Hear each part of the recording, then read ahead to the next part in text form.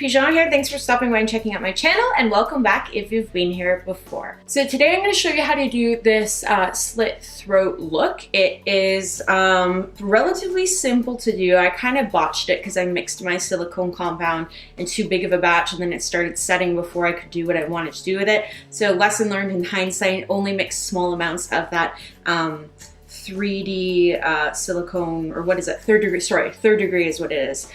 Silicone compound mix. But anyways, I hope you guys like this look. It's pretty simple. It's how you like really do cuts along a lot of the rest of your body. Really, you could do this anywhere you want it. You can use other products to do this too. A lot of people like to roll up or unroll cotton balls and then roll them up into like long log shapes and use that to make wounds and soak it in liquid latex and glue it to their skin. I hate latex, so I try to stay away from it when I can because it really hurts removing it, I find, and it's just so damn sticky and messy. You can also use scar wax, which is probably a little bit easier than this, but I also find that kind of messy too, so I shied away from that and went probably the trickier route using my third degree silicone compound mix. Anywho, I hope you guys liked this video. If you did, you know the drill. Be sure to give it a huge thumbs up. Subscribe to my channel if you've not already. It would mean the absolute world to me. And leave any requests for future tutorials that you want to see in the comment box below. Alrighty, let's do this. Alrighty, so to start us off, I'm going to go in with my third degree silicone modeling compound here. And what you're going to want to do is take equal parts of part A and part B and mix them together with a spatula on a palette or a plate or something, and you don't want to double dip into or use the same spatula used to dip into A and B, because what they do is when they mix together they activate each other, and once it activates it sets after a few minutes into a hard finish, so you know it will last on your face, and as the burn wounds and cuts or whatever you're creating with these, it sets into that when it's on your skin. So it does the same thing if you double dip in here. So you want to make sure you don't do that, because then if that happens you can't use the product and it's kind of done. So I'm going to go ahead and mix a little bit of both of these onto a palette, and then we'll get to the next step.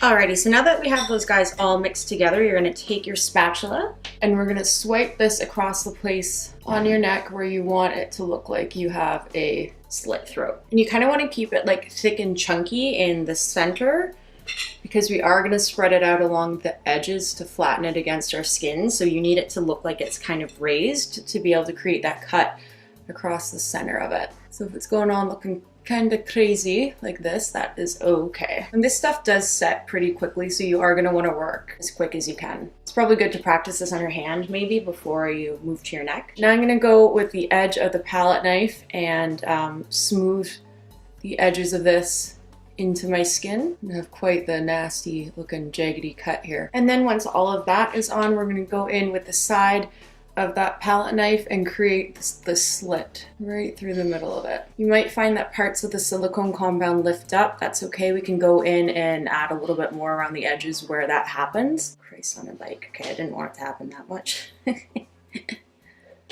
And then on the places where it didn't lift up like completely away, you can go in with the edge of that knife and kind of flick up the inner edges to open up that wound a little bit more. Probably best to not mix too much of this together at once like I did, because then you'll get the issue where you try blending it in and it's already all set and lifting up.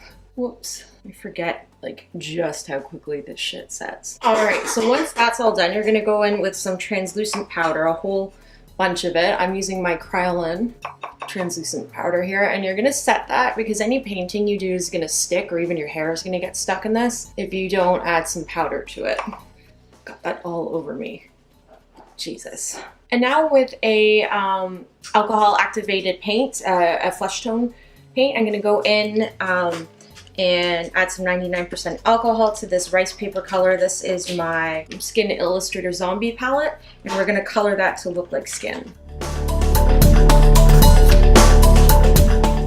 You can actually just go in with that 99% alcohol and clean away some of the edges from the gelatin, or sorry, the silicone modeling compound around the edges that we blended in there. This actually will kind of start to eat away at it and melt it away a bit, so it's going to look a little bit smoother. Then using that same Skin Illustrator palette and a little bit of the blood tone, I'm going to go in with a lot of alcohol to make it more pink instead of a bright red, and we're gonna dab that around the whole area of the wound to make it look a little bit irritated. And the cool part, the fun part about alcohol activated paints is that if you go in with too much pigmentation, you can just add some alcohol on the brush. So it's actually kind of what I'm doing now. I'm gonna go in with too much because it's just easier that way, I find. And then I'm gonna add some alcohol to that to just shear it out and make it look a little bit more pink, and use my finger to kind of work it into the skin. I just want it to look pink and irritated. And now to create some serious depth and make this cut look like it's super deep, we're gonna go in with that black Skin Illustrator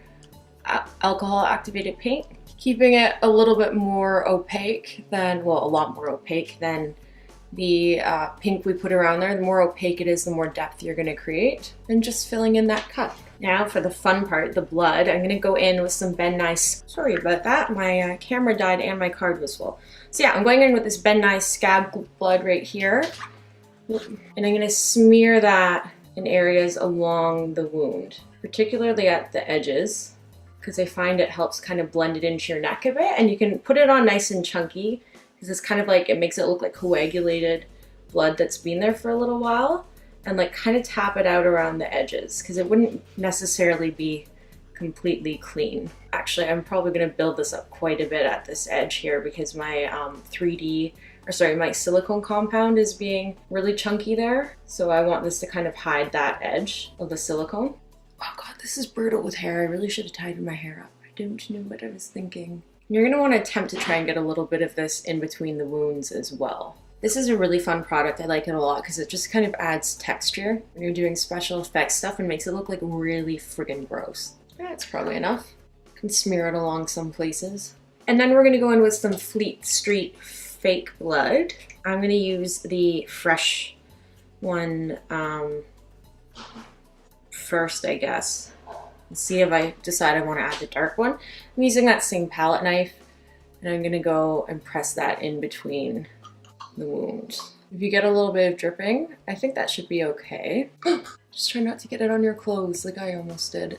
And I've decided I want to add a little bit of dark blood to certain areas here where I didn't get enough black in there with our Skin Illustrator palette to create enough depth. So I'm gonna kind of fake that with some of the Fleet Street Dark Blood. Oh Christ, on a bike, I'm dropping it all over me. Eee. And then I'm going to go in with some of the blood that's left over on my spatula and smear that on the edges where I'm not really happy with how I applied the gelatin. Sorry, I keep calling it gelatin, the silicone. And pat that out with your finger a bit. So it just kind of looks like smeared blood. Alrighty, and that, you guys, is the finished look. Well, that's it for today, you guys. So I hope you like this slit throat look. I know I had a fun-ish time doing it for you. It was a bit of a pain in the ass because I'm not a special effects makeup artist, but I try, and I still think it looks good enough, I guess. If you like this video, you know the drill. Be sure to give it a huge thumbs up. Subscribe to my channel. It would mean so much to me. And let me know what you want to see for future tutorials in the comment box below. Alrighty, until next time, take care, guys.